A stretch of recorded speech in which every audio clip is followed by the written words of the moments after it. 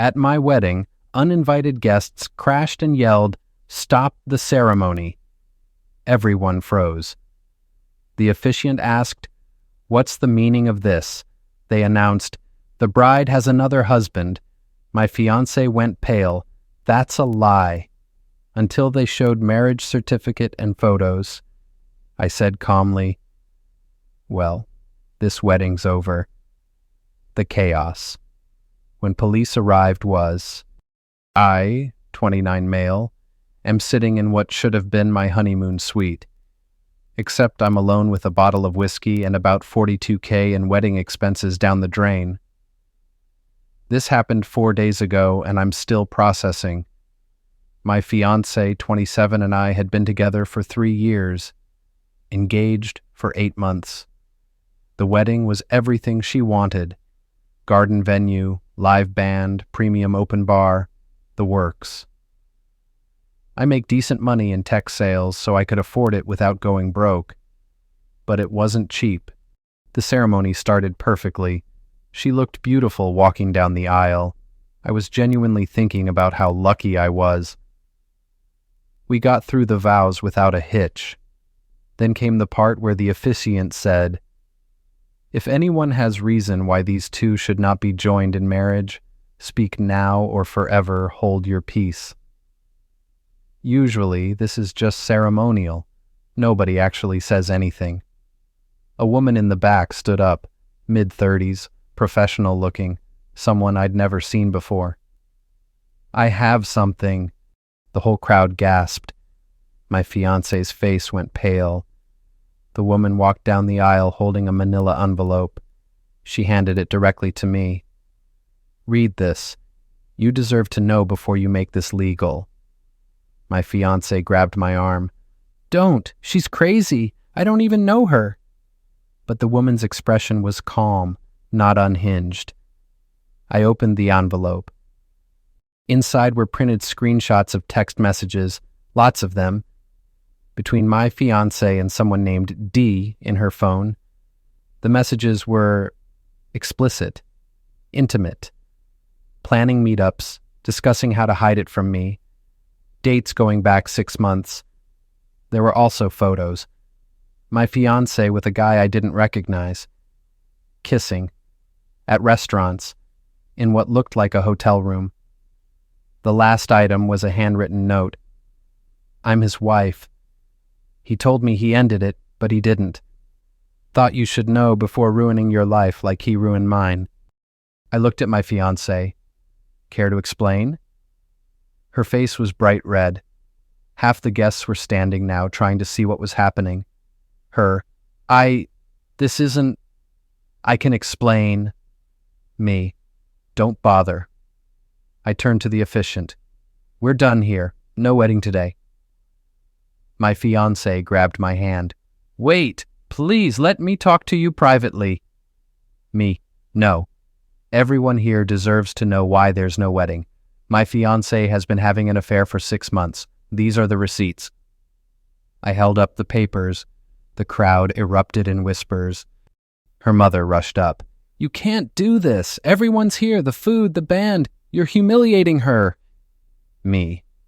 She humiliated herself. My fiancé was crying now, full breakdown. Her bridesmaids surrounded her. I walked out of the venue, got in the car I decorated with "just married" signs, and drove away. The woman who revealed everything, let's call her the wife, texted me later that day. Apologized for the dramatic timing, but said she'd only found out about the ongoing affair 2 days ago and tracked down our wedding info through the guy's email. Turns out my fiancé had been sleeping with her husband for 6 months. He'd promised to leave his wife, but never did. My fiancé kept pushing him, and the wife found recent messages confirming they were still together. Now I'm here, trying to figure out what to do about the $42K in expenses, the apartment we leased together, and the fact that half our mutual friends are blowing up my phone asking what happened. Update 1, posted 6 days later. The last week has been chaos. First, the financial damage. Started going through contracts to see what's refundable. Venue. non-refundable deposit of $8,500. The ceremony technically started, so they're keeping everything. Catering, $12,300. Food was prepped and partially served during the chaos. They're keeping it all. Photography, video, $4,200. They showed up and documented everything, including the blow-up. Photographer actually asked if I wanted the footage. I said yes, might need it. Band, $3,800, played for about an hour during the aftermath. Keeping the payment. Flowers, $2,100, non-refundable. Dress, tux, $3,600 for her dress, $900 for my tux. Both non-refundable since they were custom-fitted. Honeymoon, booked a week in the Caribbean, $6,200. Managed to get 60% back, $3,720, since I canceled within their window. Lost $2,480. Total damage, roughly $3,400 completely gone. Got back $3,720 from honeymoon, plus some small vendor refunds totaling maybe $1,800. Net loss, about $28,000. My ex-fiancé's parents contributed exactly $0 to the wedding. They'd claimed financial hardship early in planning. Fine, whatever. But now her mother's been calling me daily, demanding I not destroy her daughter's reputation by spreading lies. Lies. The texts and photos are right there. Her mother. You embarrassed her in front of 150 people. How is she supposed to face anyone? Me. Not my problem. She made her choices. Her mother. You're ruining her life over a mistake. Me. A 6-month affair isn't a mistake. It's a choice she made repeatedly. Her mother. Well, you obviously weren't meeting her needs. She had to look elsewhere. Unreal. Blaming me for her daughter's cheating. My ex has been staying with her parents. She's sent approximately 50 texts alternating between, I'm so sorry, I love you, it was a mistake, and, you humiliated me, how could you do that in front of everyone? I replied once, I didn't humiliate you. The truth did. We're done. Communicate through lawyers about the apartment lease. She lost it. Called me from her mother's phone after I blocked her. We can fix this. Couples therapy. I'll cut him off completely. Me. You should have cut him off before planning to marry me. You're being so cold. Don't you care about what we had? Me. I cared about what I thought we had. That was apparently fiction. I need you to tell people this was mutual, that we both decided to call it off. You owe me that. Me. I owe you nothing. Hung up. Blocked that number too. The apartment is the next issue. Joint lease, both our names, but I make 3x what she makes. I've been paying 70% of rent, $2,100 of $3,000, because that seemed fair based on income. My lawyer says I have options. 1, buy out her portion of the lease. She'd have to agree and sign off. 2, both break the lease and pay the penalty. 2 months rent, $6,000 split. 3, one of us moves out but keeps paying our share until lease ends. 8 months left. I sent her a formal offer through my lawyer. I'll pay her $2,500 to sign over the lease to me and vacate within 30 days. That's generous considering her share of furniture deposits. Her lawyer responded with a counter, $8,000 plus. I keep all shared furniture. Absolutely not. I bought 80% of the furniture. The only things she bought were some decorative pillows and a lamp. My lawyer sent back $2,500. She gets her personal items plus the furniture she purchased. Final offer. Otherwise, we go to court, and I'll argue she should forfeit her share for breach of good faith, cheating while planning a wedding we both signed the lease for. Waiting on her response. Meanwhile, her affair partner's wife reached out again. She's divorcing him. Gave me more details about their affair. Apparently, my ex had been pressuring him to leave his wife, sending him apartment listings, talking about their future together. The guy was stringing her along, getting the benefits without commitment. The wife is going scorched earth on him, taking everything she can legally. I don't blame her. My family's been supportive. My mom wanted to confront my ex, but I told her to stay out of it. My brother took me out for drinks and told me I dodged a nuke, not just a bullet. Some mutual friends have picked sides. A few of her girlfriends posted vague Instagram stories about judging without knowing the full story and mistakes don't define people. I posted once, "For those asking, my fiancé was having a 6-month affair. I found out at the altar. That's why there was no wedding." That's all I'll say publicly. 3 of her friends unfollowed me. 12 people who'd been on the fence messaged support. My ex is apparently telling people that the wife who exposed her is unstable and made everything up, and I believed a stranger over her. The cognitive dissonance is wild. Update 2, posted 3 weeks later. Things got messy. My ex rejected the $2,500 buyout. Her lawyer came back demanding $12,000 plus all shared furniture, claiming emotional damages from the public humiliation. My lawyer laughed. Emotional damages aren't a thing in lease disputes. She's fishing. We filed to break the lease, split the penalty, and divide assets properly. Court date set for 6 weeks out. But my ex couldn't wait that long for money. She showed up at the apartment, still has keys, while I was at work, and took stuff. Not just her stuff, our stuff. Missing items: the 65, Samsung TV I bought, $400, PlayStation 5, $500, KitchenAid mixer, $380, Ninja blender, $150, the living room rug, $600, 3 pieces of artwork I'd purchased, $900 total, various kitchen items, probably $300 worth. I found out when I came home to a half-empty apartment. She'd left the furniture but took electronics and valuables, filed a police report immediately. The officer was unhelpful. "Officer, this is a domestic situation. You're both on the lease. Technically, she has rights to access the apartment." Me: "But this is my property. I have receipts." Officer: "Civil matter, small claims court." Great. So I added theft to the lawsuit.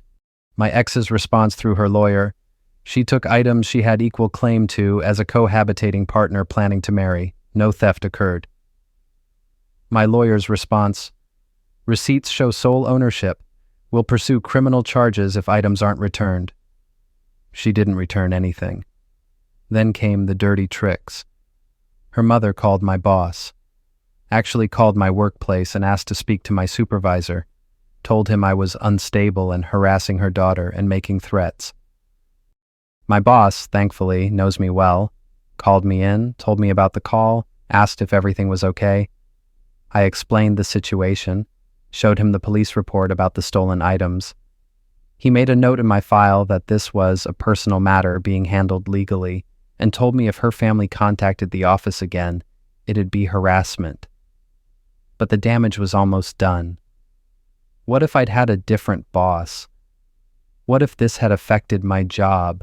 Then my ex's friends started a whisper campaign, telling mutual acquaintances that I'd been controlling and financially abusive, and she'd cheated because she felt trapped. Financial abuse, because I paid 70% of rent based on making more money. One former friend called me, "Bro, is it true you controlled all her money?" Me: "No, she has her own bank accounts. I paid more rent because I make more. That's it."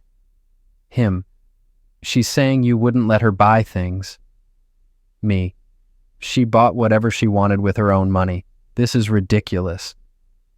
But some people believed it. The narrative was spreading. My response was calculated.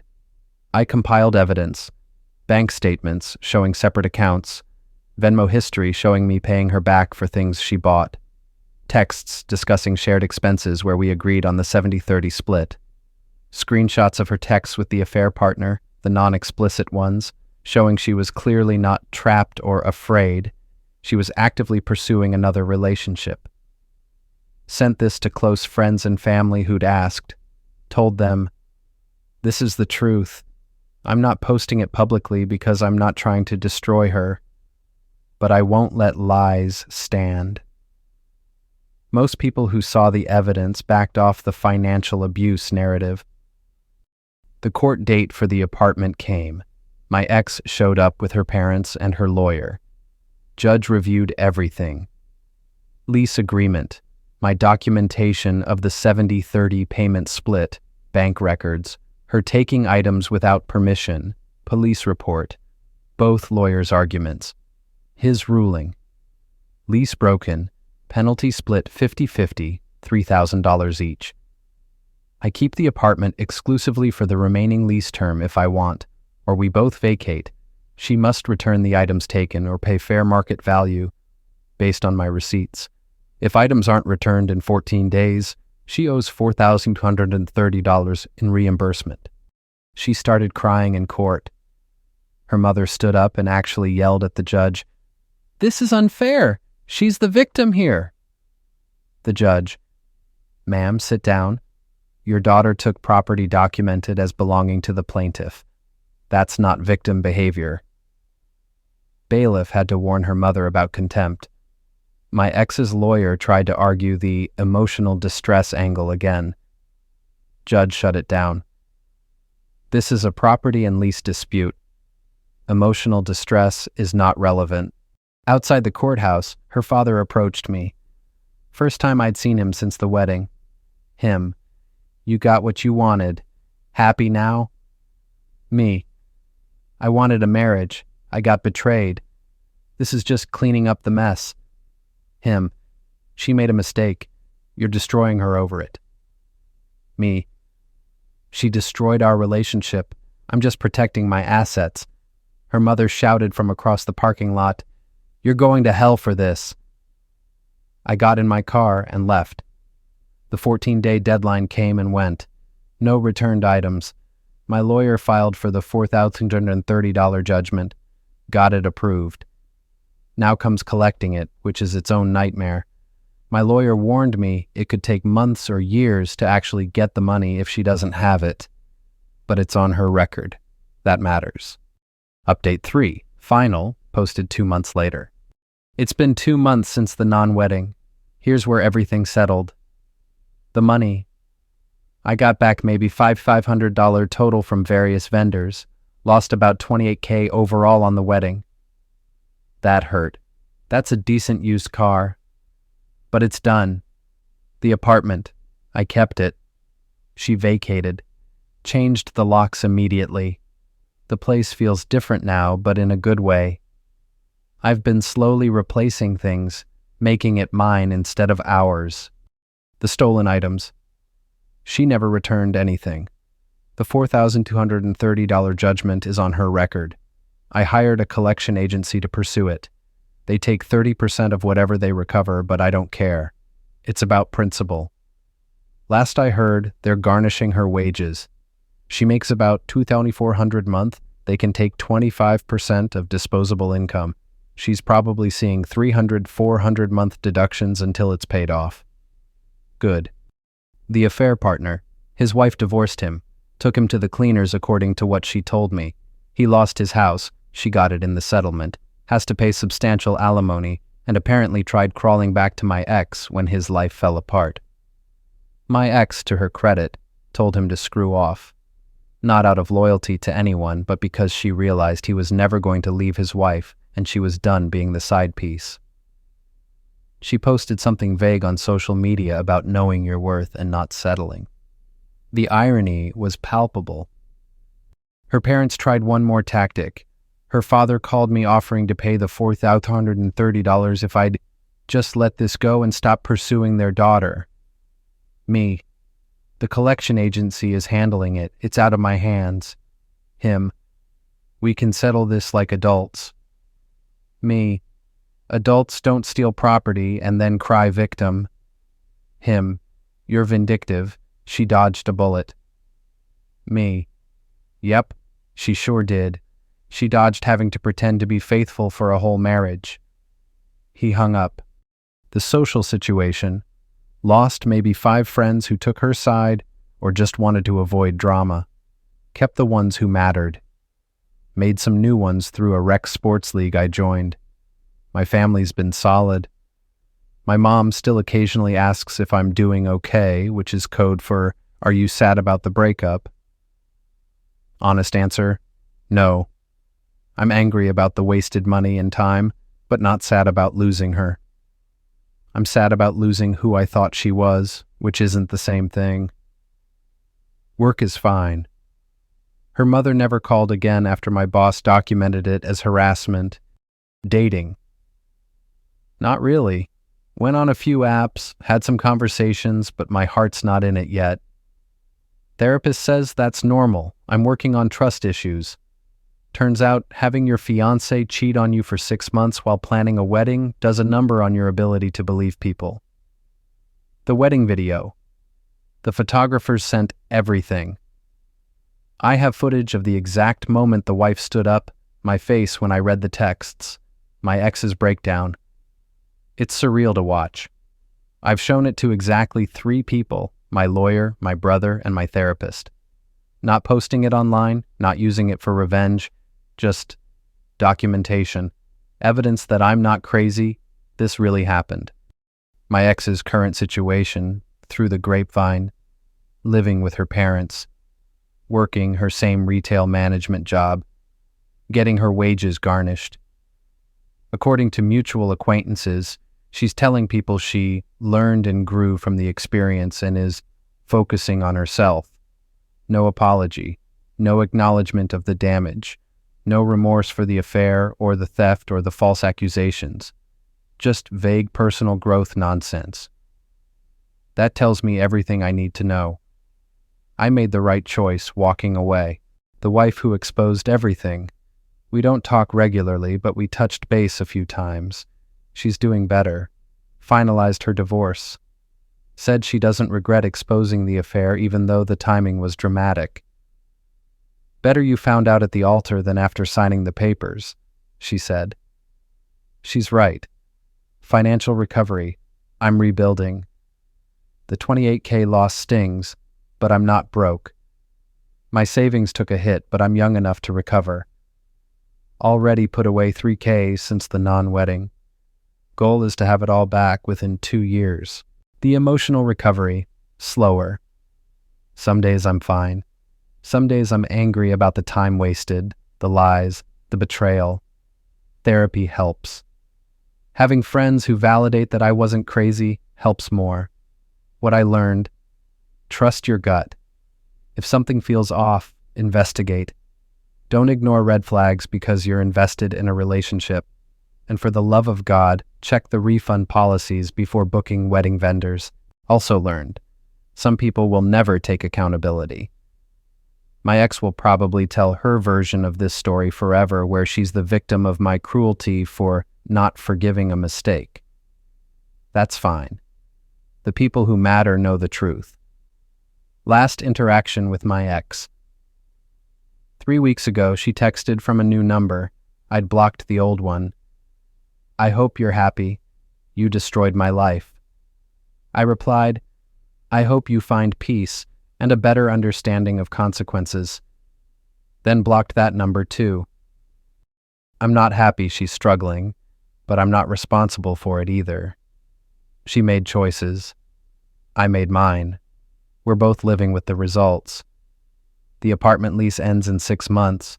I'm already looking at new places. Fresh start, no memories of her. Maybe a 1-bedroom downtown, something that's mine from day one. To everyone who supported me through this, thank you. To those who said I was too harsh for walking away at the altar.